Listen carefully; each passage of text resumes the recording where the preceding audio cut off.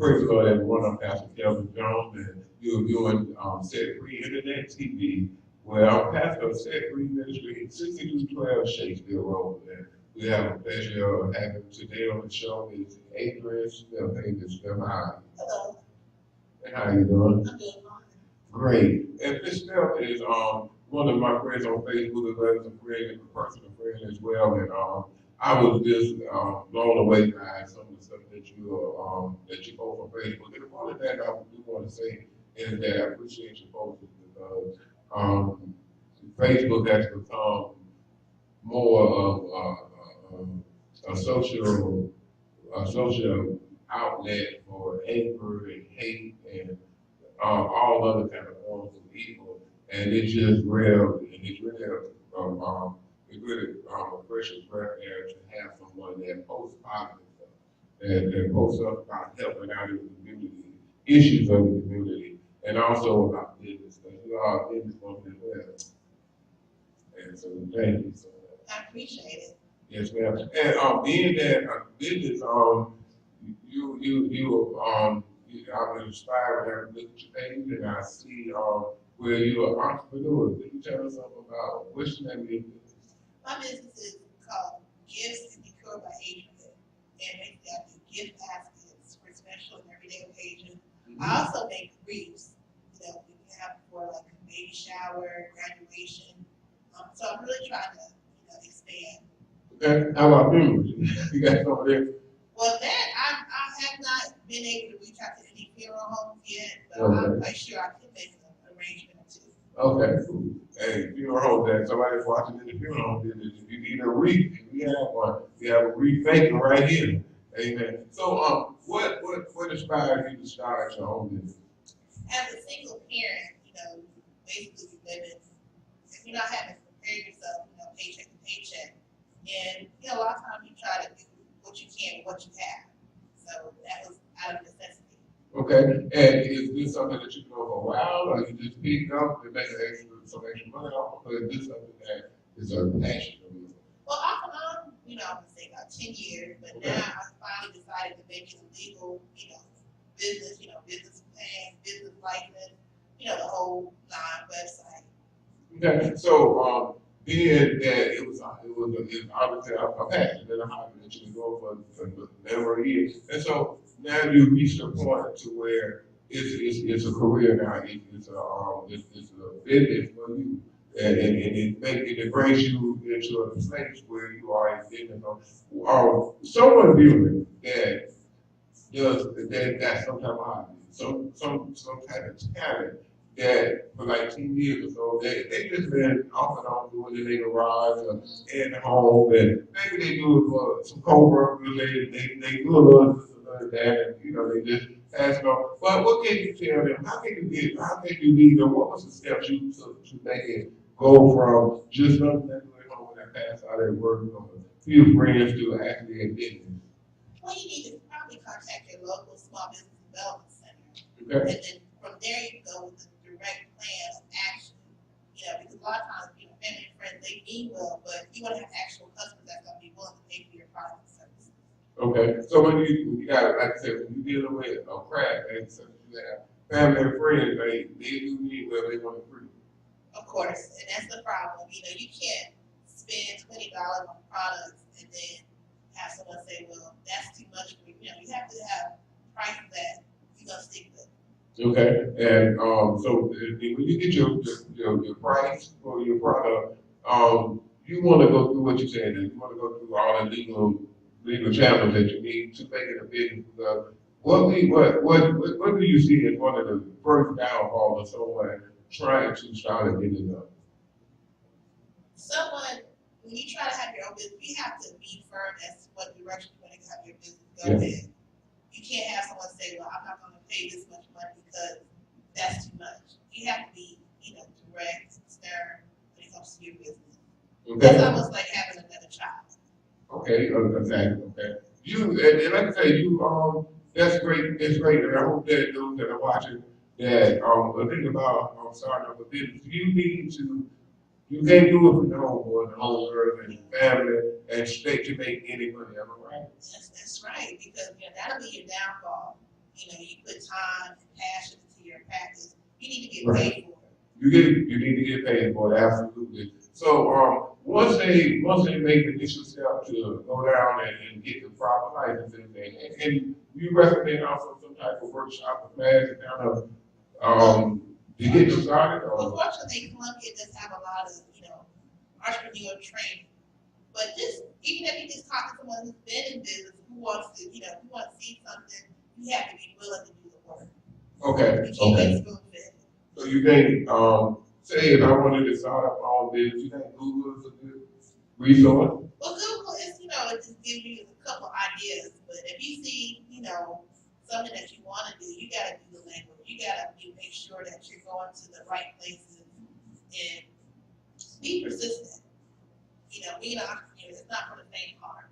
Okay, so you got to put the work in. Put the work in. Like I said, it helps to be the boss. That's it. And I understand, trust me, I really do. Being in the industry, a lot of people want to say they want a lot of people covet the position, like coveting being a business owner, people covet wanting to be the master, but it's work behind it. It's different than saying I'm the boss or saying I'm the pastor and actually being one. It's a lot of work behind it. So for those that are watching, you're gonna have to do something. You can't sit home and expect us to come to you. You're gonna have to do that. Because your business is your brand. That's your name. All right. So you have to, profit and passion. You have to put those two together. I like that. Yeah, definitely. And that's, I think you're giving some great tips because now once you get the all the legal documentation you need and let me ask you because I know a lot of people who got great talent. I mean really do. And one of the things I found that they want to start out too big. Is it a is that so, is that right? Am I right? Is that right? You have to build. You can't go from a Fortune 500 company less than 6 months. You're not Google. You're not Apple. You got to start from the ground up. And build your way up. And build your way up. Okay. That's what and that's good advice for those that listen. And we're not saying because this is only and myself I do it on several other businesses. I do own businesses, so I understand that you have to to crawl before you walk. Right? Yeah, you have to crawl before you walk because I know I gave advice to many people. I know that awesome talent. I mean, really good. And I know what they do. The community will. I know that the community needs it. The public needs their skills. But what I found is that they shoot too high and never get it out of the run. Because they got their ego to take the best of them. Okay. What do you say for somebody that's really good and this, how much confidence do you need to have in yourself? I mean, okay, I know no confidence ain't gonna work. You gotta believe that you can do what you do. But when do you cross the line with that? When do you get too good for your own good? I think a lot of people get too comfortable and get too cocky. So yes. You gotta be mindful of how you put yourself out there. You can't put yourself out there and say you're the best of this and that. You have to always be willing to accept constructive criticism. Absolutely. Absolutely. And it's good to say, hey, I know that I can do a good job. I think in my business, the business I do a good job. I don't compare myself to no one else. I just do what I know I can do a good job. And you have to also be mindful of your feedback from the customers. If your customers aren't returning your calls or you're having problems getting paid, okay, that's an indication that you're not maybe providing a good service. Okay, so those are things to watch out for when customers are not calling you to come back and do another one. And also, you get it's hard to get paid because do people like to pay for products? And that's a lot of things people don't realize. Even if you have competitors in your same field, why not collaborate with that person? Like if I have a project, I can't do it. I don't have a problem contacting someone that's able to do it. Maybe cheaper than what I would have charged. But right. I believe in collaboration versus competition. Man, I think that's incredible. Networking always gets more than that's what we're doing here. That's what we are going through Set Free Internet TV. We're connecting. We're reaching out to others that have great ideas, and we're just creating a platform for for people say that you set up a business owner, also a person who really has a heart for helping the community to have an outlet to reach out. We can do so much. One person can do so much. Like I said, where I can't go and you connect with other people and you help them to go even further. And I think that is great. For your products, you say you have the gift baskets and the wreaths. If someone watching wanted to purchase any of these items, how can they do it? They can feel free to message me on Facebook. Now my store name is Gifts and Decor by Adrian, and my Facebook name is Adrian Smith. Okay, so that's Gifts and Decor by Adrian, and also Adrian M. Smith all on Facebook. Okay, and you can inbox it and I usually respond, within the same about an hour or so. Okay, and some of the things that you've done, some of the products, the pictures and everything, including it's on my Facebook page. On the Adrian Gift. And Decor by Adrian. Okay, so if you want to see what type of gift baskets that she has, and also reach visit Gifts and Decor by Adrian, and also they can go to your other regular Facebook page, Adrian Yourself. And what another thing that stood out to me is that you're so passionate about it, and I like good posters. I like good stuff to read because it inspires me. And I try to put out good stuff every day to inspire people, but I'm also inspired. I do go through and I search for timeline and I see what people post. And I mean, you post really great stuff. I mean, I really do admire and thank you for it because there's so much garbage on Facebook. I appreciate it. It's a lot. And so when I see somebody that says that that's a heart like me, that want to help the community, want to help people out. Never put each other down. We do too much of that, and it ain't helpful. And that's, unfortunately, we see a lot of that because, based on what's going on in the world. But we, as a people, whether you're Christian or non-Christian, we need to come together. We're all Americans. We're all brothers and sisters in Christ itself. So we need to do better than what we've been doing. I agree, absolutely. And driving, what drive? I mean, I see something that you touch on a lot, and we here too try to do what we can to help fight it as well and to support those that find themselves in a situation. Why is homelessness so near and dear to you? I've experienced homelessness, based on being in an abusive relationship. I ended up leaving, and I know it's like you have to go to the shelter, you have to ask complete strangers for help. And as a parent, you're trying to provide a safe home for your children. And so I made that decision to leave, and I don't regret it. I understand people the stigma of being homeless and what causes you to be homeless, but you have to look beyond what you're doing now, especially if you have children. They didn't ask to be born. As a parent, you have to make sure that they're safe. So you reach a point to where, and I know many that are viewing, maybe someone is at this point right now that is viewing, that you had to make a decision of whether to stay in an abusive relationship that could possibly lead to death. And unfortunately, here in South Carolina, we are top 5 as far as women getting killed by their mates. Exactly, yeah, exactly. So you decided I got to. I had to leave.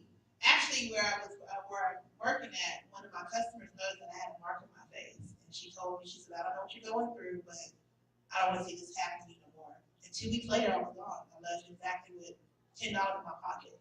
And see, what I love about you, and what I love about your heart, is that someone who came to you and said, "Listen, you don't have to go through this," and in return, once things got better for you, you just didn't turn your back to all people who may be going through the same similar struggle. I know that you speak a lot about it. So what would you say to the one that's with someone now viewing, or someone who friends with someone that's viewing, and right now they're in a situation where they're getting abused? How do they start? I've been where you're at. If you have a friend that's going through this situation, have that heart-to-heart talk with her. Make sure you are being able to help. You might not be able to help with finances, but help find a secure place for her and her children. Okay, and so we without naming, we know that we will say that if for those who are in that situation and you in an abusive relationship, and first and foremost, if it gets abusive and violent and your life is straight, definitely first 911. Using 911, using. But and then next, it's a list of different organizations that are here to help. One of the things that I noticed that it hurts me to when I talk with someone and they say, I don't want to go to a shelter. I never saw myself having to go to a shelter. So I ain't going. Why? It's temporary, you don't have to get comfortable to stay there. Because shelters, they have rules. You can't just lay around. You gotta be out by a certain time, you gotta be in at a certain time, you gotta maintain a clean room. You have to follow their rules. Why does people, why is the mindset of when you say the word shelter is like a bad word? Because you feel like as a person you failed, you're ashamed. Okay, and in your case, shelter would mean second chance. Second chance to start over.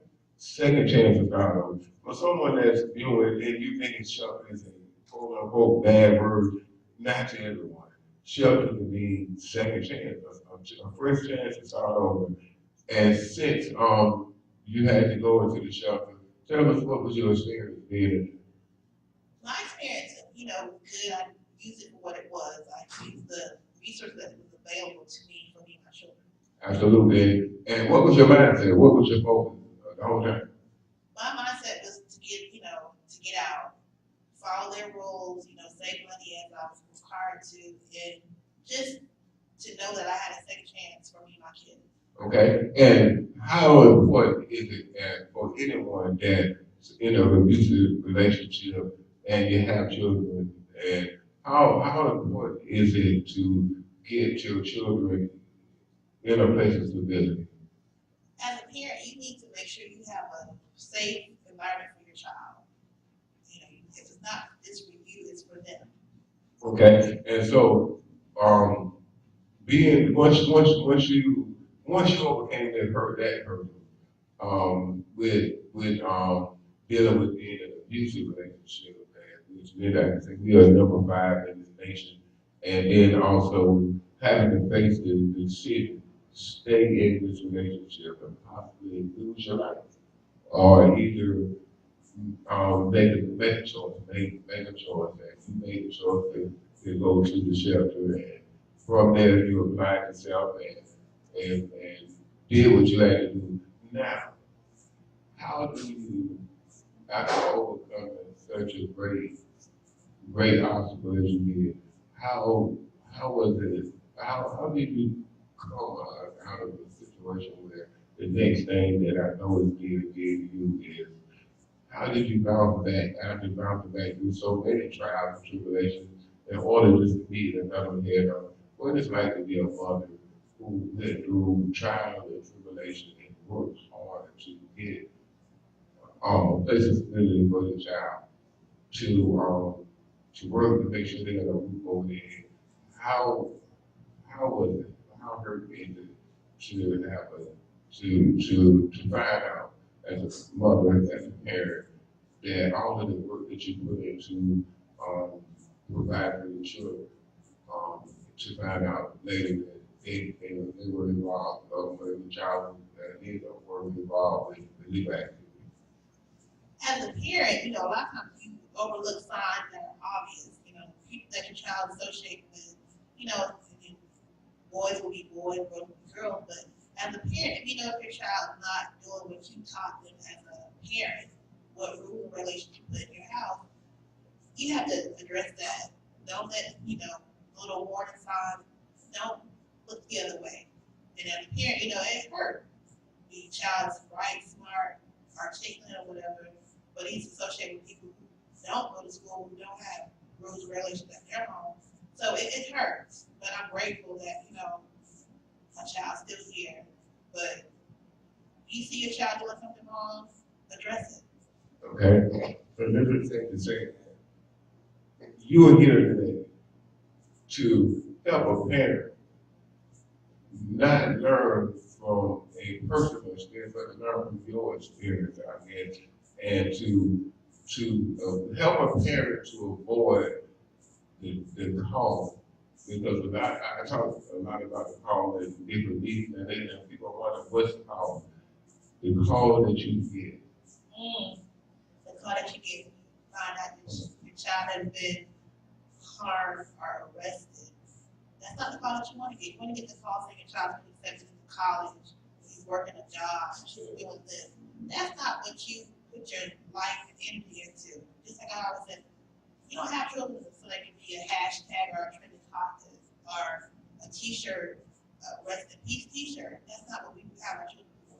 I agree, absolutely. And to have a child that's a victim and or either have not so much of a victim, but just something happened and there's something another thing, and then as a parent and I've grown up as a parent, I understand kids to be kids, but when you how hard is it for you as a mother? But there's mothers that are watching right now that are trying to do the very best that they can to help provide everything for the children that they can. How hard is it for you as a mother to I guess sleep at night when you know that your child is out there in the world? As many sleepless nights as a parent, you're worried about your son or daughter being out beyond curfew. What condition are they going to come back in? Are they going to be Right. any type of drugs or any type of erratic behavior? So, you have to be mindful what's going on with you in the household, because a lot of times they say, well, as a single parent, you don't know anything about raising a male child. It's like, a lot of women, and I don't mean to be disrespectful, but sometimes the man that you're dating is not good enough for your child. Absolutely, because so many times you have where the parent chooses the mate over the child. Am I right? And I've seen it happen. Right. So it's like, he may look good, he may say good things, but that's not the person for your child or you. So sometimes you got to be that relationship role to take care of your child. Because it's important because of the call. That phone call that you may get. And how do what do you what do you do when you think about how do you for a parent that's watching now that then you talked earlier that this is what we love about the show is that we're able to be real and so that we can really make a connection with you. So what do you say to a parent who see all the signs or the children being involved with stuff that they shouldn't, but yet living in denial? The one parent that always saying, "No, that's my child." Well, yeah, it's yours. As a parent, you do not want to bury your son or daughter.